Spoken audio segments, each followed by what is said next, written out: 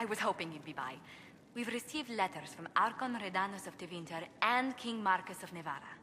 For both monarchs to come to us is nearly unheard of. And the Inquisition's deeds have won their respect. They'd never have contacted us otherwise.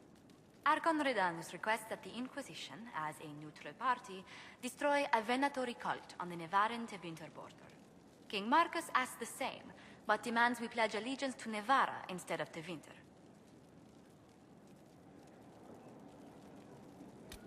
What course of action would you take if you were in my place? Strained as their relationship with Orlais is, I would assist the Imperium.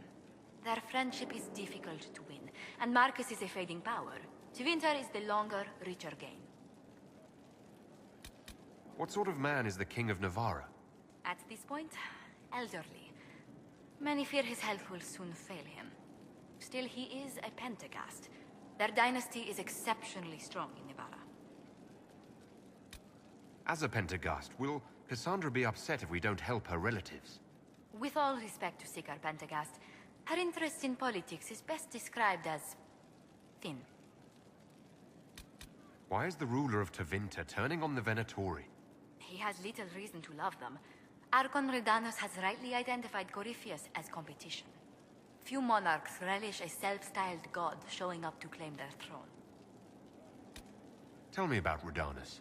Like most Tevinter rulers, he's heir to an ancient bloodline, politically shrewd, and a highly skilled mage. Rumor also claims he has an incredibly soft spot for cats.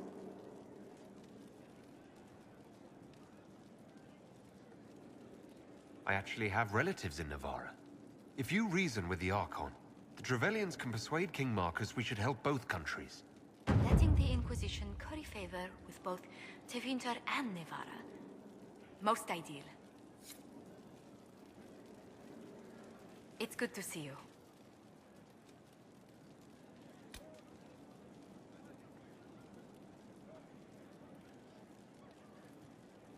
If I dueled this Lord Otranto, I could force him to give up his betrothal with you. But you could be hurt. Dueling is a very precise sport. Men and women spend years perfecting their skills with a rapier. I couldn't bear to think of my family putting you in any further danger. Again. Tell me again about this Antivan lord your parents engaged you to. Adorno Ciel Otranto?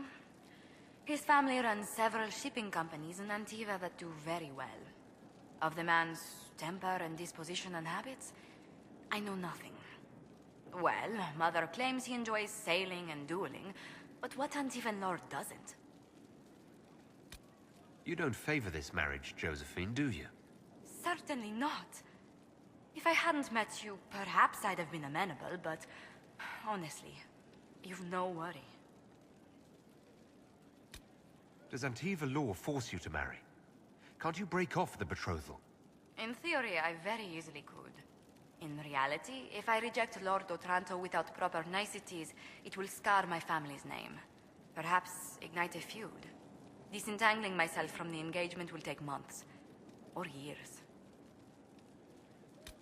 While you're worried about your family, what happens to us? I cannot be with you until the question of this engagement is settled. It is simply not my own reputation. It is my family's. I do not have the right to risk it. As much as I might wish to. Why did this become so dreadfully complicated? Let's speak later. Farewell.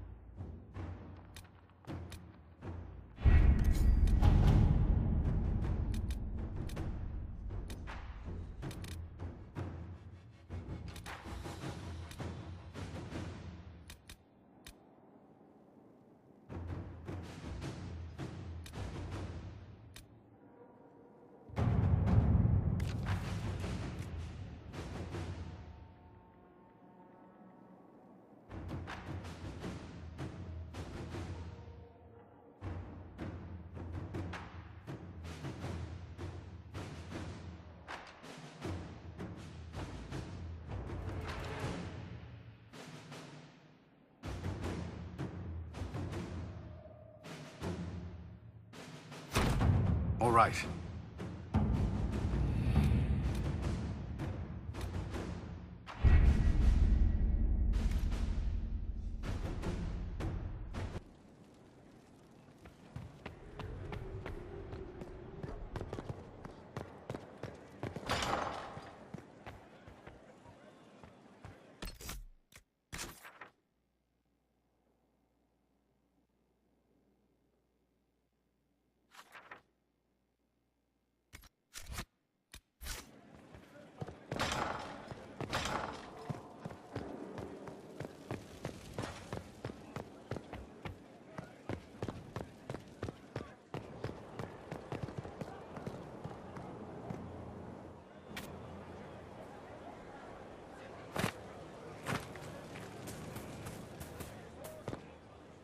Your worship, may I deliver a message from Lord Adorno Cielo Tranto Ventiva?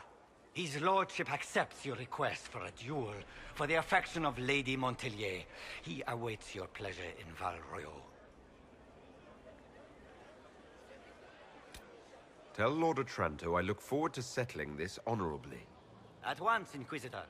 He wishes you a speedy journey to the capital.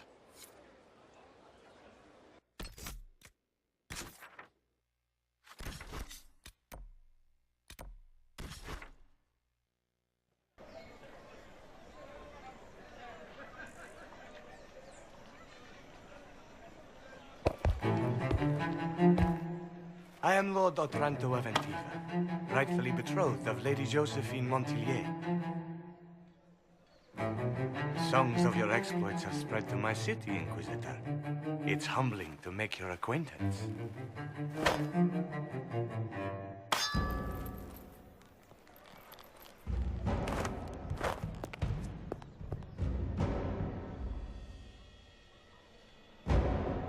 It is a pity it will not last longer.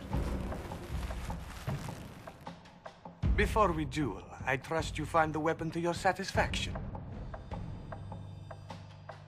Am I not allowed to pick my means of defense? Ha! Aside from the fact that your mage fire may put me at a disadvantage, I am the wounded party in this duel. Tradition dictates that I select our weapons. Of course, if you fear you might be clumsy with such a refined instrument, there is no shame in a forfeit. I trust you've made this a fair fight, Lord Otranto. Upon my honor. Shall we begin?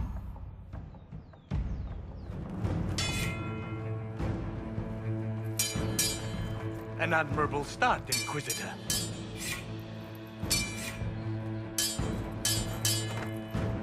Perhaps House Trevelyan isn't the obscure backwater I've heard it to be.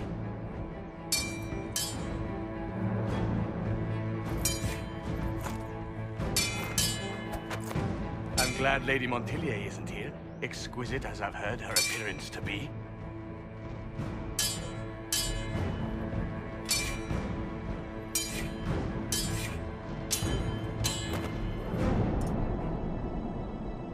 Cutting you down in front of Josephine would have given a poor first impression of House Otranto to my bride.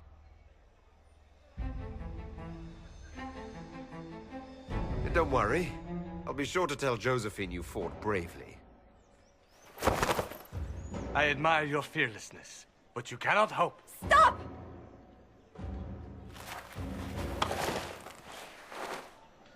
Josephine!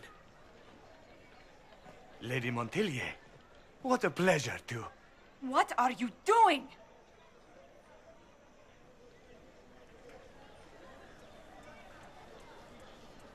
Josephine, I can't take the chance that you might have to marry him. That's not your decision. The Inquisition needs you. I need you. Yet you threw yourself into danger. Why do this? Why risk everything we've built? Why risk your life? Because I love you. You do? He does? Yes, Josephine. I love you so much. I love you too.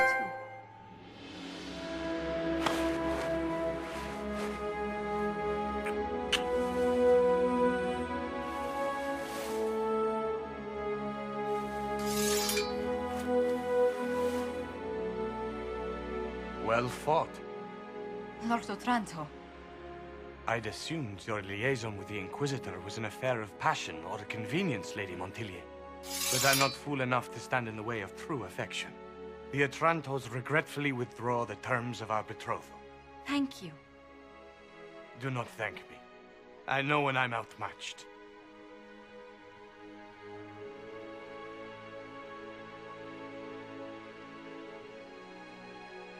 I'm sorry I didn't tell you about arranging the duel. Given that you're in one piece, body and dignity, I forgive you. Just do kiss me again.